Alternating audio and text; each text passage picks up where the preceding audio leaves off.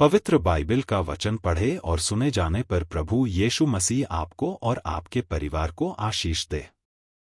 पवित्र बाइबल प्रेरितों के काम की पुस्तक का 25 अध्याय वचन 1 से 27 यह कहता है। वचन 1 फेस्तुस उस प्रांत में पहुंचकर 3 दिन के बाद कैसरिया से यरूशलेम को गया।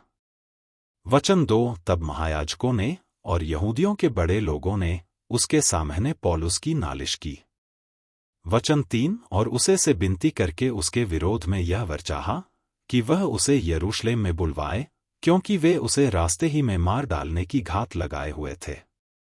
वचन 4 फेस्तुस ने उत्तर दिया कि पौलुस कैसरिया में पहरे में है और मैं आप जल्द वहां आऊंगा। वचन 5 फिर कहा, तुमसे जो अधिकार रखते हैं वे साथ चलें, और यदि इस मनुष्य ने कुछ अनुचित काम किया है तो उस पर दोष लगाएं। वचन 6 और उनके बीच कोई 8-10 दिन रहकर वह कैसरिया गया और दूसरे दिन न्याय आसन पर बैठकर पौलुस के लाने की आज्ञा दी। वचन 7 जब वह आया तो जो यहूदी यरूशलेम से आए थे उन्होंने आसपास खड़े होकर उस पर बहुतेरे भारी दोष लगाए, जिनका प्रमाण वे नहीं दे सकते थे।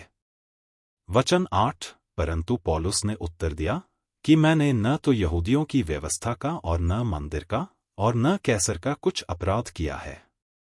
वचन 9 तब फेस्तुस ने यहूदियों को खुश करने की इच्छा से पौलुस को उत्तर दिया, क्या तू चाहता है कि यरूशलेम को जाए और वहां मेरे सामने तेरा यह मुकदमा तय किया जाए? वचन 10 पौलुस ने कहा, मैं कैसर के न्याय आसन के सामने खड़ा हूं, मेरे मुकदमे का यही फैसला होना चाहिए। जैसा तू अच्छी तरह जानता है, यहूदियों का मैंने कुछ अपराध नहीं किया।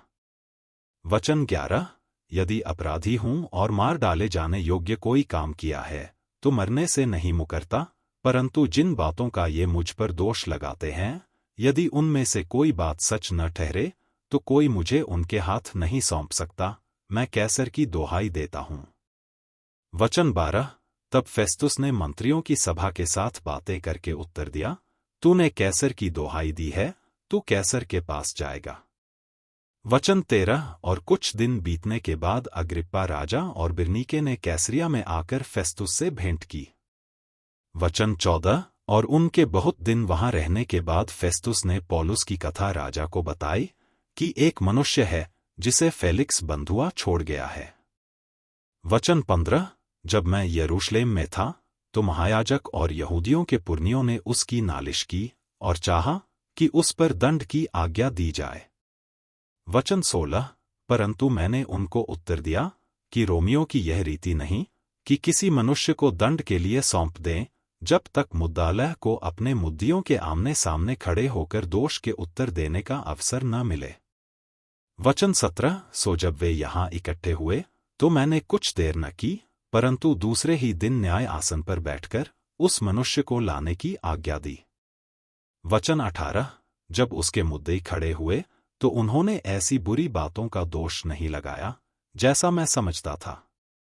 वचन 19 परंतु अपने मत के और यीशु नाम किसी मनुष्य के विषय में जो मर गया था और पौलुस उसको जीवित बताता था, विवाद करते थे। वचन 20 और मैं उलझन में था कि इन बातों का पता कैसे लगाऊं, इसलिए मैंने उससे पूछा, क्या तू यरूशलेम जाएगा कि वहां इन बातों का फैसला हो? वचन 21 परंतु जब पौलुस ने दोहाई दी कि मेरे मुकदमे का फैसला महाराजाधिराज के यहाँ हो, तो मैंने आज्ञा दी कि जब तक उसे कैसर के पास न भेजूं उसकी रखवाली की जाए। वचन 22 तब अग्रिप्पा ने फेस्तुस से कहा, मैं भी उस मनुष्य की सुनना चाहता हूं। उसने कहा, तू कल सुन लेगा।